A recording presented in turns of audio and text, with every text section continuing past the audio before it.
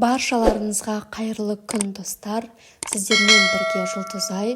Менің каналыма қош келдіңіздер.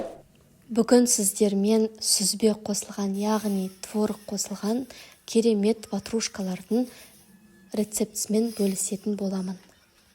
Ең сәтті, ең дәмді рецепт міндетті түрде үйде жасап көріңіздер. Ең алдымен қамырын жасайтын боламыз. Сіздерге описанияға барлық керек ингредиенттерді жазып қоятын боламын.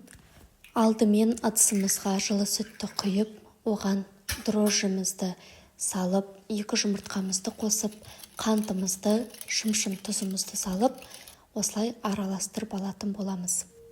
Оның бірінші бөлігін салып, араластырып, одан кейін ертілген сары майымызды құямыз. Тағы бір араластырып алып, ұнымыздың екінші бөлігін салып, әбден араластырып, қамыр жасайтын боламыз. Енді кезекте қасықпен араластырып, одан кейін қолымызбен қамырымызды иінін қанғанша илеп алатын боламыз. Енді дайын болған қамырды пищевой пленкаға орап, 1 сағат немесе 1,5 сағатқа жылы жерде қойып қоямыз. Қамырымыз әдемі көтерілуі қажет. Қамыр тез көтерілсін десеңіздер, духовканы 30 градусқа қойып, сол духовкаға салып қоюға болады. Жылы жерде тұрған қамыр тез көтеріледі. Қамыр дайын болғанша салмамызды жасап алайық. Бізге бұл жерде ірімшік қажет, қант, шым-шым тұз, және де 20% қаймақ, және де 1 жұмыртқа қосуымыз керек. Осылардың барлығын әбден араластырып аламыз. Қою әдемі бізде салма шығатын болады. Салмасы, яғни начинкасы көп болғанын қаласаңыздар, онда жаңағы ірімшікті көбірек қосаңыздар болады. Және де мен сіздерге айтуға ұмытып кетіппін, міндетті түрде крахмал қосамыз, кукурузный. Крахмал массаны жақсы ұстап тұрады. Сол үшін міндетті түрде 2 үлкен ас қасықпен салуымыз қажет. Видеодағыдай салмамызды әбден араластырып аламыз.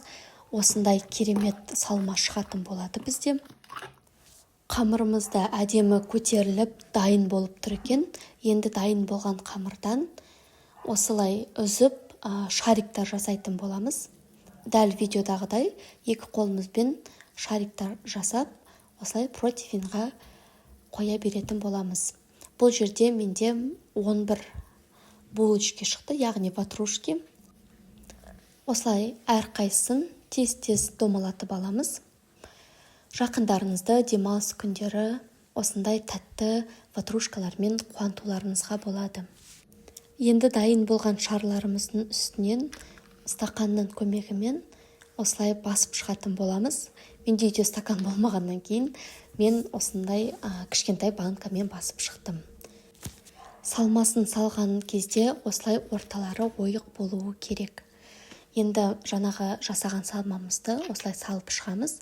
Мен бір үлкен қасықтан салдым. Дайын болған ватрушкаларымызға 1 жұмыртқаға шамалы ғана сүт қосып, осылай жан-жағына жағып шықтым. 180 градуста 30-35 минутта ватрушкаларыңызда дайын болады. Дәмі дейін енді тіл үйреді, өте жұп-жұмсақ, воздушный болып шығады. Рецепт ұнаған жағдайда подписка жасап, комментарий жазып, лайк басып кетіңіздер. Сіздерге көп рахмет.